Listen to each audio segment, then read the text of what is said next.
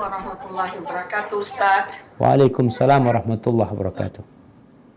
Pertanyaannya, ingin dijabarkan yang mengenai bacaan Al-Quran ketika di liang kubur dan ketika malaikat mungkar dan nakir mendatangi, lalu ada bacaan Al-Quran kita menyerupai manusia. Tolong dijabarkan, Ustadz. Bagaimana kalau yang baca Al-Qur'annya itu terbata-bata misalnya?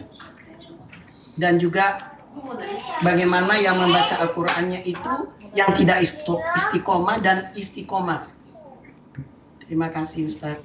Barakallahu fiik. Nah, yang pertama berkaitan dengan bacaan Quran seorang hamba itu akan memberikan syafaat.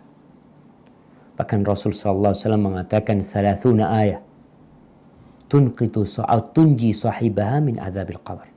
Ada 30 ayat yang bisa menyelamatkan orang itu dari azab kubur. 30 ayat itu surat apa jemaah? 30 ayat itu suratul Mulk. Surat Al-Mulk. Jadi bacaan Quran seorang hamba itu, khususnya ada surat-surat tertentu tadi seperti suratul Mulk, itu akan menyelamatkan hamba dari azab kubur. Ketika dia di dalam kubur, sebelum kelak akan memberikan syafaat kepada dia ketika dia melewatin sirat kemudian menuju ke surga Allah Azza wa Jalla. Taib, bagaimana dengan orang yang bacaannya terbata-bata, bacaannya nggak istiqomah? Allah Azza wa Jalla akan memberikan balasan itu sesuai dengan kelelahan hamba beramal. Jadi orang yang membaca lancar itu ma'as safaratil kiramil bararah.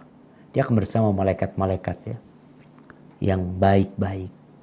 Orang yang baca susah bacaannya, dia terbata-bata tapi dia sabar merasakan kesulitan tersebut, maka dia akan dapat 2 pahala. Jadi syafaat yang akan diberikan oleh Al-Quran yang kita baca kepada orang yang membacanya itu sesuai dengan bacaan dia. Dan Allah Maha Tahu. Artinya yang membaca 5 ayat nggak sama dengan yang membaca 10 ayat. Yang membaca 100 ayat nggak sama dengan yang membaca 200 ayat. Kemudian kalau mungkin bicara jumlah, mudah bagi kita untuk mengatakannya, beda yang 10 sama 20 ayat.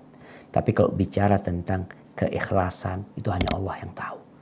Bisa jadi ada orang yang lancar baca Al-Quranul Karim, bahkan menjadi imam.